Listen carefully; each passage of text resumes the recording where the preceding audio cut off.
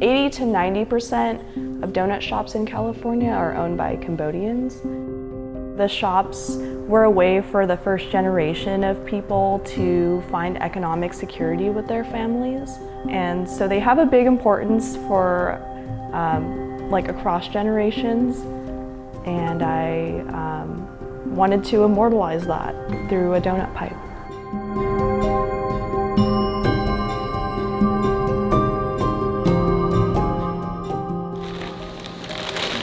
I'm Vanndearlyn Vong.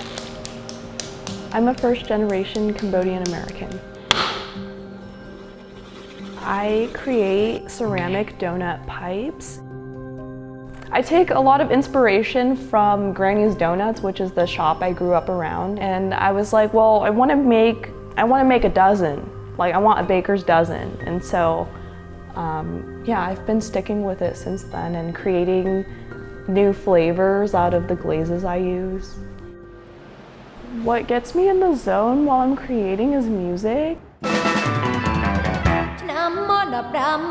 I listen to Cambodian rock and other oldies, and that helps me retain the language as I continue to create.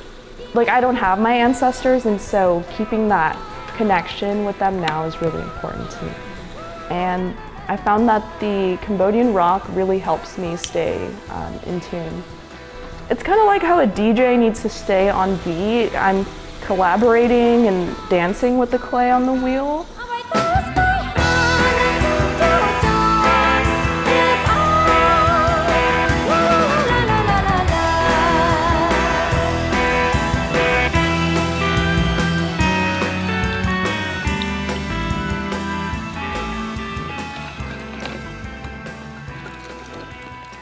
I got started in ceramics about a year ago, and the purpose was to start fundraising for the Long Beach Southeast Asian Anti-Deportation Collective.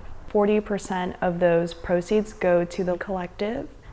I think since I was young, I've had an interest in politics because as a Cambodian person, I felt like we're just not represented or known. And then after working on some political campaigns, I was aware that ICE was going to ramp up deportations in, I want to say like 2018, and I wanted to find a way to use my art for a good cause. I chose to make it a pipe because of the functionality of it, but also I wanted it to stand in direct contrast to the war on drugs and how we've been criminalized for using marijuana.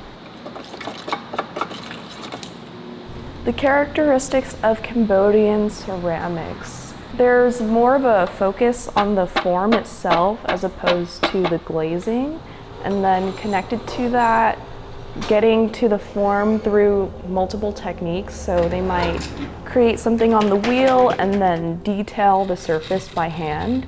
And so it's a lot of surface decoration and manipulation of form and combining techniques from the wheel or off the wheel.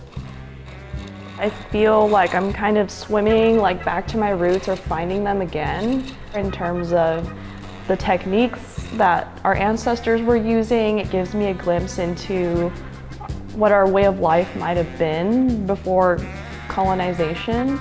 It's now become a lifelong journey, and I'm very humbled and grateful to learn from the clay and learn how my ancestors were working with it and imagine what their way of life might have been and how working with clay might have been healing for them. I'm Vanndearlyn Vong. I am an artist who works with clay and also an organizer.